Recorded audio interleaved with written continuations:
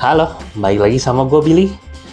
Ngomong-ngomong soal smartphone ini ya, di harganya yang cuma naik sedikit lebih mahal aja dibanding pendahulunya, yaitu di 3,3 jutaan aja. Apa aja sih upgrade-nya? Ini Samsung A23.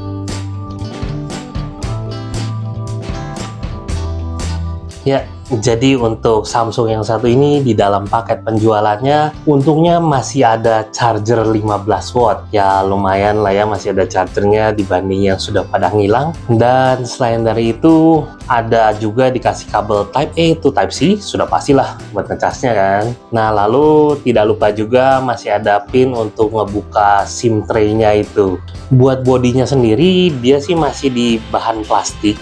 Cuman somehow entah gimana tuh berasa agak premium aja di kelasnya ini.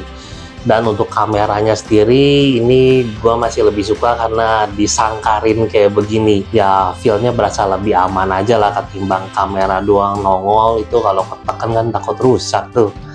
Nah untuk varian warnanya ada warna hitam, ada warna peach, dan ini warna birunya. Menurut gua sih ini lebih ke arah baby blue ya. Dan kita ngomongin di sisi-sisinya juga, di sebelah atasnya dia ada satu lubang aja, yaitu lubang mikrofon. Lalu di sebelah kanannya ini ada tombol untuk volume up and down, dan tombol untuk power buttonnya juga yang sudah dilengkapi dengan fingerprint tentunya. Lalu di bagian bawahnya ada lubang untuk speaker, ada juga lubang untuk Type-C-nya, charger and data of course. Lalu lubang untuk mikrofon dan combo audio jack. Mantap sih, masih ada. Dan di sebelah kirinya dia cuman ada SIM tray-nya aja, yang mana SIM tray-nya ini ya kegemaran gua, yang ada dedicated slotnya gitu. Jadi buat micro SD-nya masih ada slotnya, buat SIM card 1 SIM card 2-nya juga tetap lengkap slotnya, jadi nggak hybrid gitu. Somehow lebih praktikal, lebih berguna aja lah ya. Walaupun kita nggak selalu pakai dual SIM, tapi kan nice to have daripada harus memilih antara itu dan ini. Bicara soal layarnya, ya dia ada peningkatan dan ada penurunan juga dibanding pendahulunya si A22. Untuk layarnya dia menggunakan layar berukuran 6,6 inches dan sudah pikselnya pun lebih padat di 1080p kali 2408 pixel. Tapi buat panelnya ini yang gua sayangin banget, dia disunat panelnya, turun jadi menggunakan PLSS LCD. Ya menurut gua sih yang sebelumnya kan udah AMOLED tuh udah enak. Kalau di PLSS LCD ini kalau kita pakai di bawah sinar matahari dia agak kurang nyaman. Walaupun demikian dia layarnya sudah menggunakan Corning Gorilla Glass 5 dan refresh rate-nya juga nggak tanggung-tanggung, dia tetap di 90 Hz sama seperti yang lamanya 90 Hz juga. Dan nggak lupa untuk layarnya sendiri, dia sekarang nggak punya kapabilitas untuk di double tap di sini atau ditekan untuk nyalain layarnya. Mesti menggunakan tombol powernya ini untuk on off layarnya. Menurut gue sih di situ agak kurang nyaman aja ya. Yang satu ini merupakan varian yang ya storage-nya di 128 GB dan RAM-nya di 6 GB. Dan fitur yang nggak ada di A22-nya itu yaitu fitur RAM Plus. Jadi kita bisa nambahin secara virtual RAM-nya, bisa 2 GB, 4 GB, atau 6 GB. Baik lagi gimana kebutuhan aja ya. Tapi ya perlu diingat juga penambahan RAM virtual kayak begini tuh dia akan makan storage-nya. Jadi storage-nya bakal kepotong sesuai pilihan RAM yang dipilih. Ya kayak di komputer gitulah, virtual memory. Nah, untuk chipsetnya sendiri dia ada peningkatan.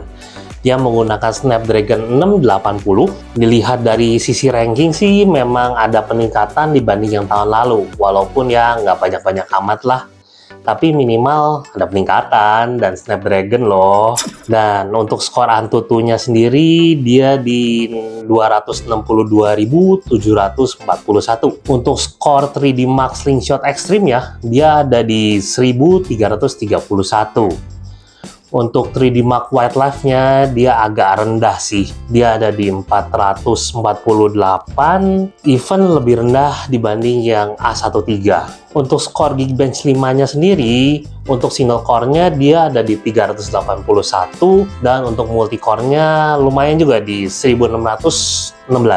Pada pengetesan langsungnya saat kita gunakan bermain game, yang pertama game Mobile Legends, ini untuk settingannya ada muncul settingan ultranya, bisa dipilih kalau mau. Tapi untuk better performance ya gue sih nyaraninnya tetap menggunakan settingan awal aja ya, di high aja. Toh yang penting sepanjang permainan juga kan lancar-lancar jaya, enak. Walaupun scene rame sekalipun juga dia tetap lancar, nggak masalah. Tes keduanya kita menggunakan yang first person shooting, CODM. By default graphic quality-nya itu ada di medium, dan frame rate-nya juga ada di medium. Dia jalan aman juga, nggak masalah, lancar lah ini. Terakhir kita pakai game yang demanding. Biasa, demanding berat buat smartphone gitu deh. Ya komputer aja juga berasa pasti kalau misalnya masang game ini. Biasa Genshin Impact. By default dipasang di settingan low kalau habis kita instalasi. Dengan FPS utamanya maksimal di 30 FPS. Kita coba sih naikin ke maksimum FPS-nya di 60, tapi entah error dari software buat tracking FPS-nya atau entah gimana. Soalnya FPS yang nongol itu tetap di 30 aja. Dengan settingan kayak gini,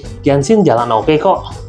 Nggak terlalu mulus sih, walau nggak patah-patah juga, ya agak slow sedikit aja. Tapi overall sih ini masih nggak masalah untuk dipakai main Genshin Impact. Masih nyaman-nyaman aja lah, walau nggak ngebut-ngebut banget kayak di ya mungkin smartphone kelas atas.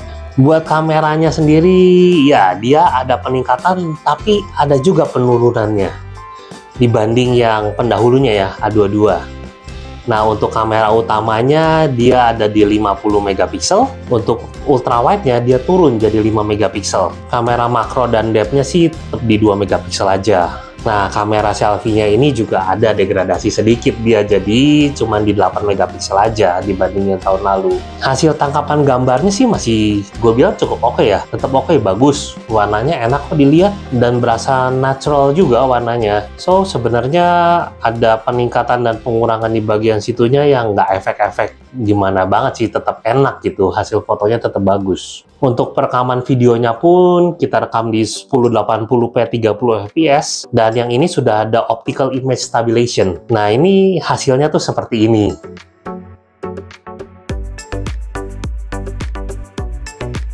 Ya, jadi ini kualitas tangkapan gambar di kamera depannya, dan kualitas suara yang masuk juga seperti ini. Ini kalau kita sambil dipakai jalan ini tangkapannya seperti ini. Bagus sih kameranya. Untuk baterainya sih sudah umumnya kayak smartphone zaman sekarang ya. Dia udah menggunakan di 5000 mAh.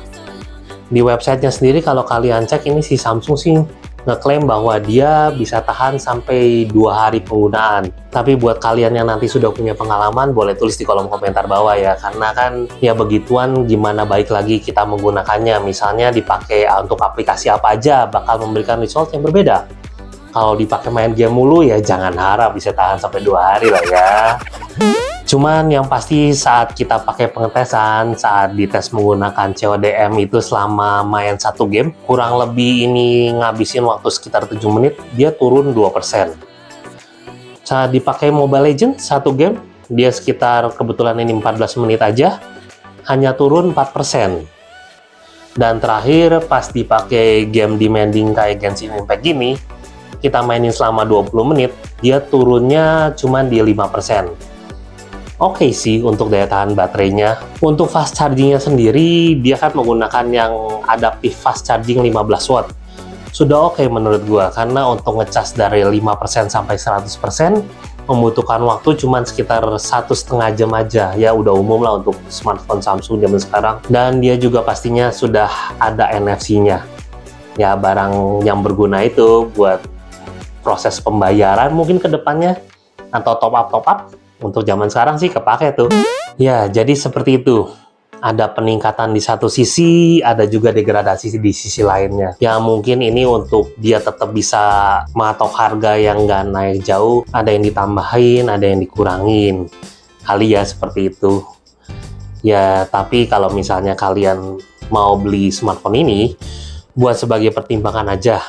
Yang satu ini tuh belum 5G, dan untuk layarnya sendiri masih PLS LCD. Itu sih memang ya layar yang agak kurang nyaman, walaupun ya kalau untuk penggunaan dalam ruangan ya dia oke-oke aja. Dan untuk kamera selfie dan ultrawide-nya dia ada di Sunat juga. Menurut gua sih kalau misalnya kalian udah pakai nih sekarang yang A22, ya better nggak usah di-upgrade ke sini, karena memang perubahannya ya plus minus kayak begitu, seperti yang tadi udah gue sebutin di atas.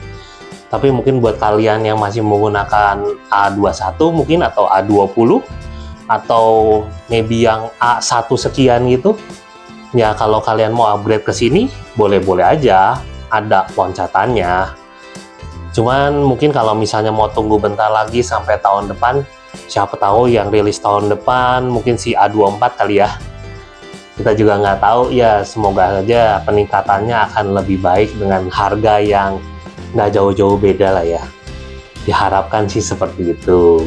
Oke, jadi sekian aja review singkat dari GeekUp buat smartphone Samsung A23 ini.